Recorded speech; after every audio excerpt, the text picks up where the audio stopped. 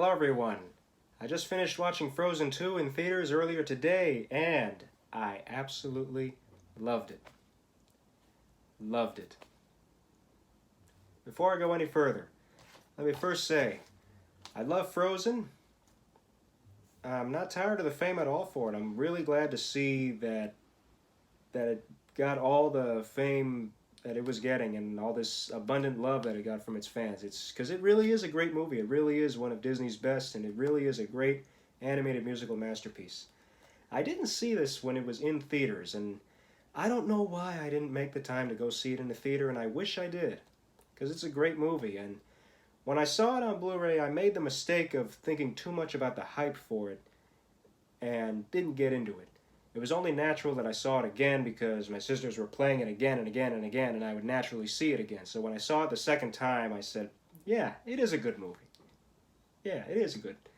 And then seeing it a third time, I liked it even more. And seeing it a couple times after, I loved it as much as many other children love it.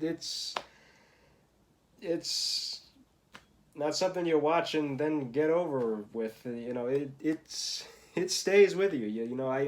I get the feeling. I love seeing it whenever it's on TV, and I love just seeing it and again and again and again. Because it's a great movie. It's a great musical masterpiece. Again,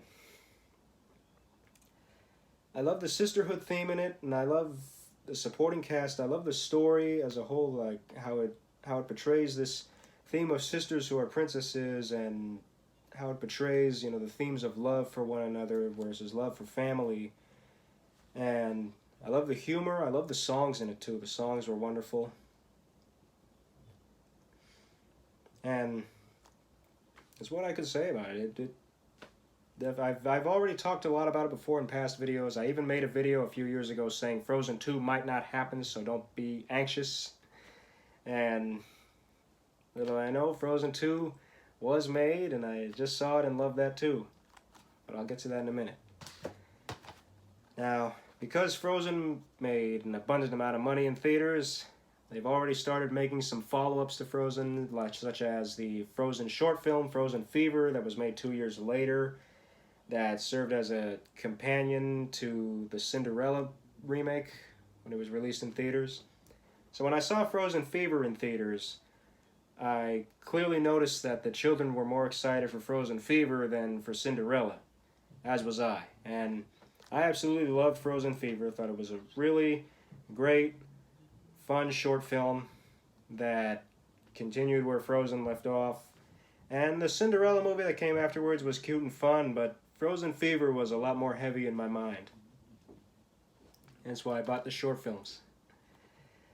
Yeah, Frozen Fever was great. And then there was Lego Frozen Northern Lights, which is not canon, but a lot of us like to imagine how it could fit into the Frozen timeline. That was fun to watch. It was fun to see the Frozen characters in Lego form, especially with the same voice actors from the movies reprising the roles. And the humor was very Lego-ish and still very fun, ultimately making for a very fun Frozen story. After that, there was the featurette, Olaf's Frozen Adventure, which I don't own, but I know Olaf's Frozen Adventure was first played in theaters as a companion to Coco, despite the original announcement that it would just be on TV. And I actually didn't see the Olaf short film in the theaters with Coco. I saw the Olaf Frozen Adventure only when it aired on TV as an ABC special, once it was taken away from showings of Coco. And then I saw Coco afterwards. And I noticed that there was a lot of backlash for the Olaf short film back when it was being played before Coco, and I understand that because that Olaf short isn't really meant to be seen before Coco. It's meant to be seen as its own thing. And when I saw it as its own thing on ABC, I thought it was great too. It was a little weird in the transition between the first and the second act, but it stayed very fun and very vibrant. The songs were great. The story was fun for a 20-minute featurette, and I'm glad that it still got a lot of good reception once it aired on TV.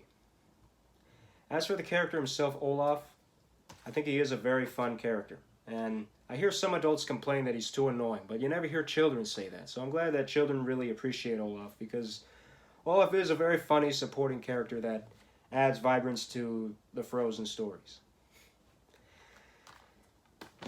Now, Olaf's Frozen adventure ended.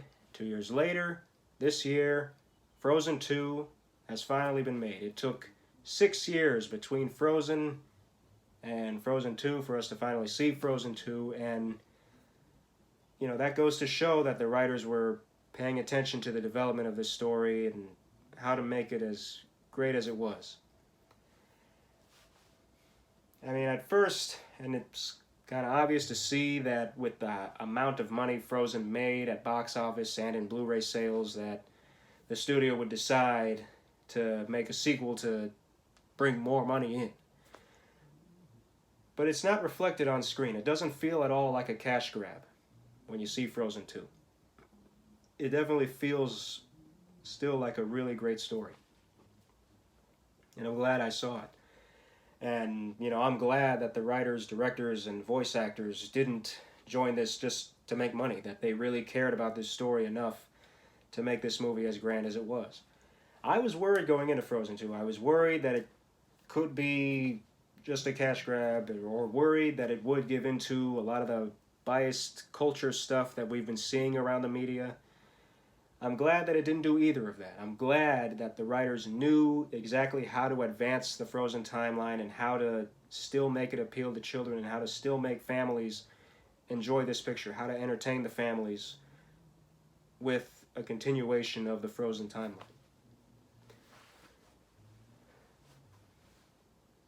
Where do I start?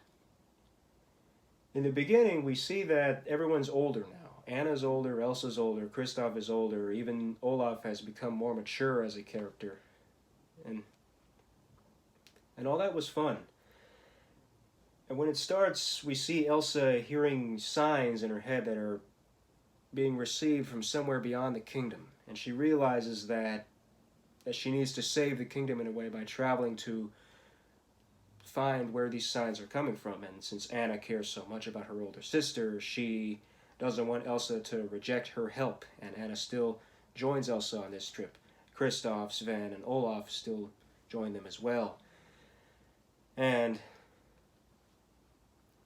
upon going on this journey, they know they have to uncover new things about their parents and new things about how Elsa got her magic. And the trolls still appear in some way too. And upon this journey, which isn't even that far outside the kingdom, they find like some kind of paradox that is stuck between the kingdom and the land beyond that. And upon entering the paradox, they find that there are people stuck in it, people from the kingdom of Arendelle from long ago, and people of a tribe called the North Oldra. And Anna and Elsa and Kristoff and Sven and Olaf all have to figure out how to bring peace between the North Oldra and the army from Arendelle, while also figuring out what's causing the trouble that's going on around Arendelle and figuring out how they can stop that and save the kingdom. And more twists and turns are made as the story progresses. I don't want to go too far into it because I don't want to spoil anything, but I can certainly say there's a much more serious tone to this story. There's not really a clear villain of some sort in Frozen 2. While the first Frozen had a villain, obviously, once we found out who the villain was, and Frozen 2 doesn't have that. Frozen 2 feels very much just like a vastly different picture from Frozen. And in many respects, I think that's a good thing, because we don't want to see Frozen 2 be a rehash of the first movie. We want to see Frozen 2 as a new story to tell with new songs, new twists, new conflict, and new evolution of the characters. And that's exactly what happens in Frozen 2. We get a lot of that, and it's all done spectacularly.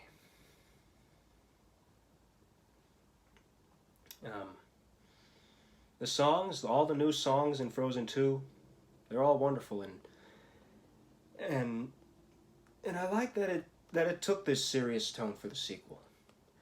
I don't know if it's as great as Frozen, but if Frozen 2 is not as great as Frozen, it's very close to the greatness of Frozen. I'll need more time to let it sink in. But for now, I can certainly say I was not at all disappointed about Frozen 2. There is nothing I can criticize about it. No complaints whatsoever. It was a great sequel and a great movie. Great movie. And definitely one of the best movies of this decade, which I'm going to redo. I'm going to redo my list of the best movies of the decade before this year ends. So look out for that video. Now, is there something else I want to add? Oh yeah, the ending. The ending to Frozen 2. I won't tell you the ending, obviously. I said before I don't want to spoil it, and I won't spoil it, but by the end, when it was over, I just had a really good feeling inside me that, wow, I just saw this really great movie, and it's still with me. I'm going to be thinking about this, in the days following. And I'm just really glad. I'm really glad that I saw this great sequel, Frozen 2, definitely. And the ending, it's kind of a hard ending. It's tough.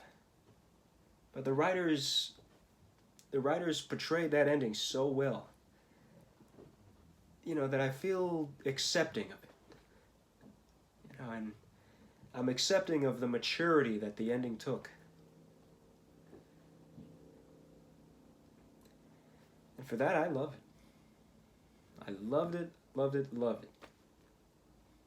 So I strongly recommend Frozen 2. If you're like me and you were worried that Frozen 2 might not be good, I can speak in favor of Frozen 2 and say definitely see it. If you've already seen Frozen 2, what did you think of it? Let me know in the comments what you thought of Frozen 2. Definitely. And if you like this video, hit the like button, comment any thoughts you have below, share my video, and subscribe to me for more videos. Hit the bell if you want to be notified of my future videos, and keep watching and sharing me. I'm far from done making videos for you. I'm making plenty more videos for you as we speak, and I am making bigger projects for you as we speak. Have yourselves a great week and a great life. Happy holiday season, Merry Christmas, Happy New Year, and join me as we enter into the unknown.